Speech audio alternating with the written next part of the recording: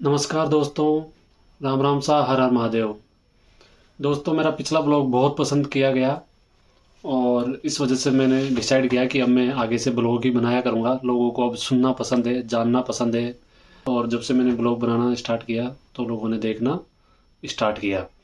तो चलो, आज का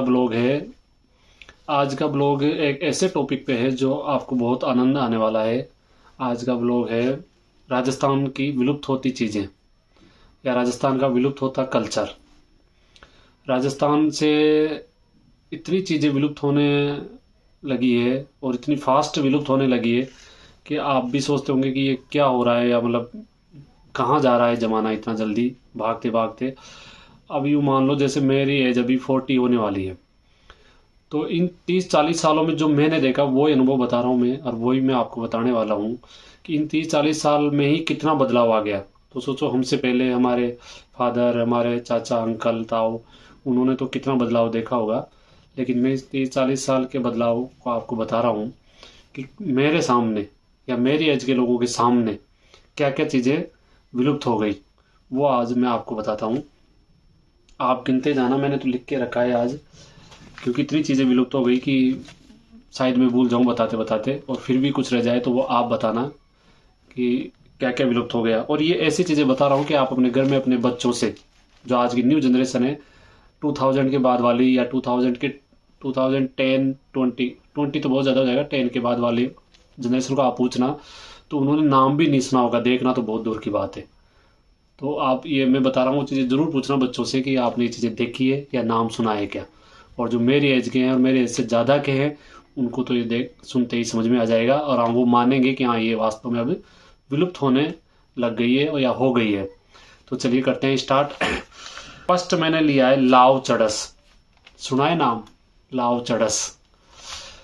हाँ, लाव चड़स क्या है? पहले बैलों से पानी खींचा जाता था कुएं से, और एक लाव मतलब एक मोटा रस्सा होता था, बहुत मोटा रस्सा होता था।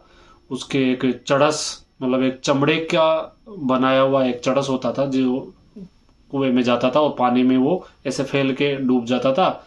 जैसे उसमें पानी बढ़ता था तो उसको बैलों से खींचा जाता था, जूड़ा जो बोलते हैं वो रखा जाता था, और उसके बीचों बीच वो लाव बांधी जाती थी। तो वो बैल गूणी होती थी, उसको गूणी बोलते थे, मतलब नीचे ढलान होती थी।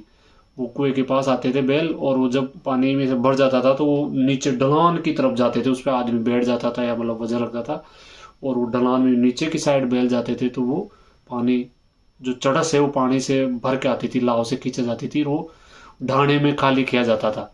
देखो, मुझे तो बहुत कुछ चीज़ें भी याद है, अभी मैं भी थोड़ा सा मतलब अटक रहा हूँ कि वो नाम, वो चीज़ें, वो सारी याद है या नहीं है। तो मुझे नहीं लगता कि अब हमसे या हमारे बाद आने वाली जनरेशन ने ये देखा भी होगा या उनको नाम भी पता होगा। इसके बाद है छरकी। छरकी समझते हो? कौन सी छरकी? गन्ने वाली छरकी। जो गन्ना, जो जूस निकाला जाता था, गन्ने का रस निकाला जाता था, छरकी से निकाला जाता था। ये मैंने बहुत देखी बचपन में, लेकिन बचपन में देखी, फिर बाद में हमारे भी गायब हो गई, क्योंकि हमारे बहुत गन्ना होता था पहले खेतों में, और छरकी चलती थी। कहाँ चलती थी? हमारे भी पहले कुआ था, और उसकी जो लावा चौड़स की जो ढाणी बनाई जाती थी, तो लावा चौड़स का हमारे काम नहीं रहा, हमारा इंजन आ गया, तो वो जो ढाणी थी उसी में वो चरखी बनाई गई थी। तो एक बीचों बीच एक बड़ी भारी चरखी लगाई जाती है, जिसमें 3 वो रोलर होते हैं, और एक लकड़ी का डंडा होता है भारी, और उसमें भी बैलों को ही जोता जाता था। तो बैलों को जो दिया जाता था, वो बैल राउंड राउंड राउंड राउंड घूमते थे, वो चरखी को ऐसे घुमाते थे, और वो गन्ने हम चरखी में दिया।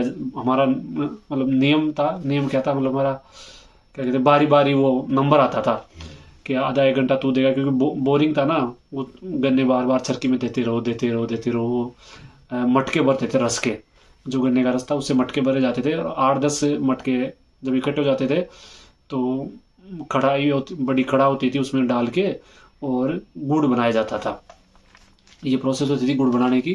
तो रस निकाला जाता था और गुड़ बनता था। तो चरखी जो है वो भी विलुप्त हो गई है, मतलब बाय चांस कहीं कहीं अब देखने को मिलेगी, लेकिन मोस्टली विलुप्त हो गई है। गन्ने भी हम लोग करते नहीं है, और चरखी का तो सवाल ही नहीं है कि चरखी चलेगी। अब तो ये जो तुम चरखी देखते हो, ये गन्ने का जूस वाला, वो इंजन वाली, वो इंजन से चला के छोटी सी वो देखते हो। बाकी जो गुड़ बनाने के लिए गाँव में बड़े बड़े पूरे होता था, वो है चरखी। अब गुड़ से याद आया कि एक और चीज़ जो विलुप्त हो गई वो है राब। हाँ जी, थोड़ा रिलेटेड टॉपिक है इसलिए जल्दी पहचान गए होंगे, नहीं तो राब का नाम बिल्कुल विलुप्त हो गया है। राब मतलब वही गन्ने के रस से राब बनाया जाता है। राब मतलब रस और गुड़ के बीच की अवस्था है। मतलब जो गन्ने के रस को जो खड़ा में आग पे जो उबाला जाता है उसको टाइट किया जाता है, जैसे मावा दूध का मावा बनता है वैसे गन्ने के रस का गुड़ बनता है लास्ट में। जैसे मावे की चौकी जम जाती है वैसे गुड़ की भी चौकी जम जाती है।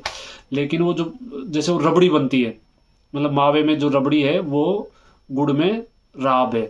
तो राब क्या है, पतला गुड़ होता है बिल्कुल, मतलब जैसे उबल गया बिल्कुल बनने वाला है, अब टाइट होने वाला है, तो टाइट होने से पहले पतले पतले को लिक्विड फॉर्म में, मतलब आप ऐसे समझ सकते हो, तो लिक्विड फॉर्म में जो गुड़ रहता था उसको राब बोला जाता है। उनकी भी मटकियों मटकियों में भर लिया जाता था, किसी भी बर्तन में, मतलब मटकी राब की होती थी। और पूरे साल हम राब से, मतलब जैसे दूध ले से ऐसे 2-2 चम्मच, 1 चम्मच 2 चम्मच लिया और उससे रोटी खाते थे, खाना खाते थे। बहुत टेस्टी लगता था। मैं तो बहुत मिस करता हूँ राब को। तो चलिए इसके बाद मैं बताता हूँ आपको, नेक्स्ट है खीर फलका। हाँ याद आया, खीर फलका।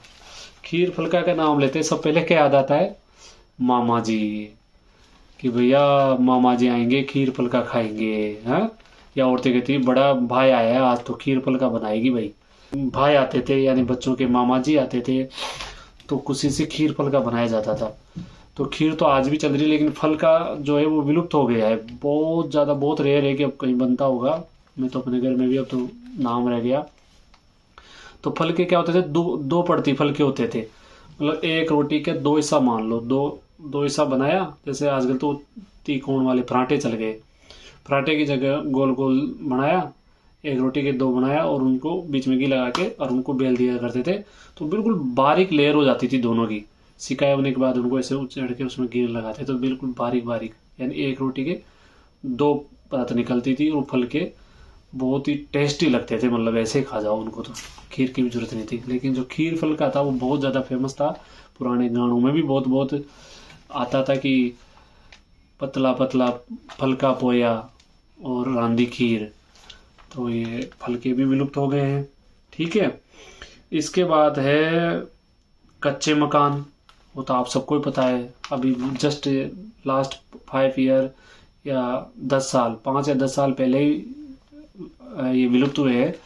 कच्चे मकान पहले बहुत होते थे राजस्थान में, देखते देखते अब बिल्कुल ख़त्म हो गए हैं, पक्के हो गए हैं।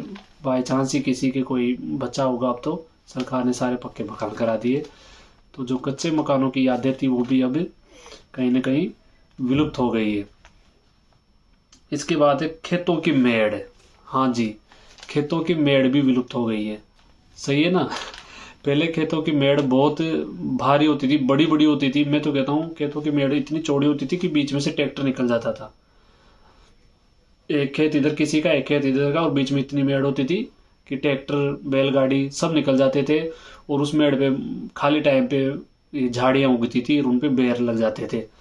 तो वो मेड़ जो इतनी चौड़ी हुआ करती थी वो सकड़ी होती होती होती होती इतनी हो गई कि उस पर एक पैदल आदमी भी नहीं चल सकता।